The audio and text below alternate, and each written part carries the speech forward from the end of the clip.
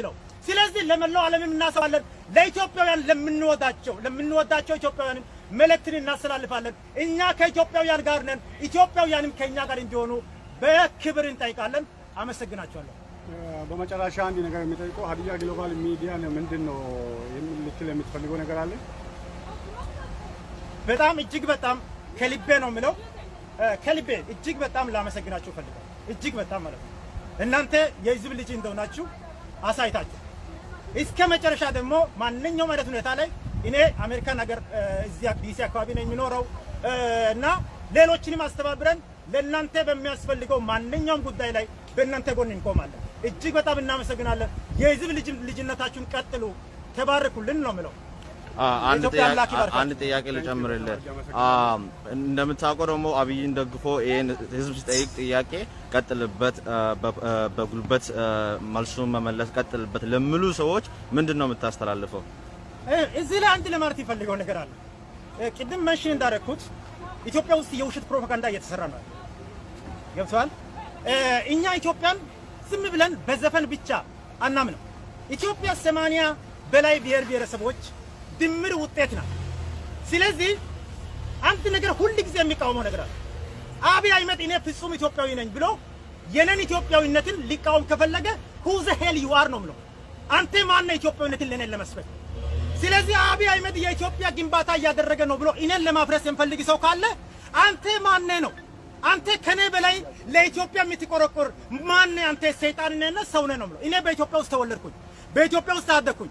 አሜሪካን ነገር መጥቼ የኢትዮጵያዊነቴ አሁን እንደዚህ እንዳልኖር እንዳልተኛ አድርጎኛል። ስለዚህ በአጠቃላይ አብይ አህመድን እንደግፋለን፣ ኢትዮጵያዊነትን እናስቀጥላለን የሚሉ ውሸታሞች ኢትዮጵያን እያፈረሰ ያለው አብይ አህመድ መሆኑ ጀዋር ሳይሆን እኔ በትክክል ለማለት ነው ፈልገው ጀዋርም ሳይሆን በቀለ ገርባም ሳይሆን ከኦነግ የበለጠ ኦነግ እኮ 40 ዓመት ሲታገል ነበር። እስካሁን ለምን ኢትዮጵያ አልፈረሰችም?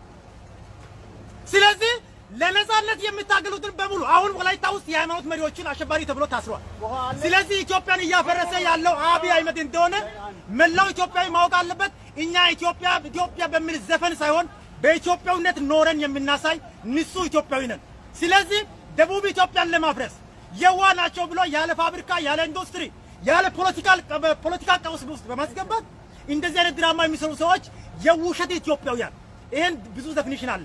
አሁን ጊዜ ስለሌለኝ አሳጥራለሁ። የውሸት ኢትዮጵያውያን ኢትዮጵያንን በማለት ቀይ ቢጫ አረንጓዴ ባንዲራ ጉዳይ ብቻ አይደለም። ኢትዮጵያ የ80 ብሔር ብሔረሰቦች ድምር ውጤት ናት። ኮንሶ ከፈረሰ ወላይታ ከፈረሰ ኢትዮጵያ እንደፈረሰች ማሰብ አለበት።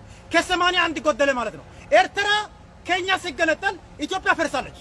ስለዚህ አንድ ሰው አንድ ብሔር ሲጎዳ የኢትዮጵያ ጉዳይ ነው ብሎ የማያስቡ ጭንቅላታቸው የሞተባቸው ሰዎች ኢትዮጵያን በዘፈን የሚያውቁ በይሁን የማያውቁ ሰዎች አሁን አንዳንድ ሰዎች ሲታይ ሀዲያ የት አካባቢ ነው ስል ሀዲያ ወደ አሜሪካ ጠጋ ያለ ነው ነው አያውቁም። እነዚህ ሰዎች ናቸው ለኔ ኢትዮጵያነትን የሚያስተምሩ።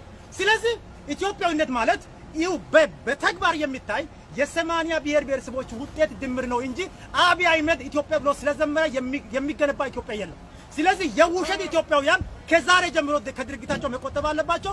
እኛ ንጹህ ኢትዮጵያዊ ነን፣ ንጹህ ወላይታ ነን፣ ንጹህ ሀዲያ ነን፣ ንጹህ ሲዳማ ነን፣ ንጹህ ጉራጌ ነን። ማንም እኛን ፈርሶ ኢትዮጵያን መገንባት የሚችል ይሄ በይሁን የሌለች ምናልባት ሌላ ስፔስ ላይ ካለች አናውቅም። ስለዚህ ይሄን ነው መልእክት ማስተላለፍ። እናመሰግናለን። ታንኪዩ በጣም አድርጌ አመሰግናለሁ። በሀዲያ ግሎባል ሚዲያ ስም በጣም አድርጌ አመሰግናለሁ። ታንኪዩ ወንድም፣ አመሰግናችኋለሁ። ታንኪዩ በጣም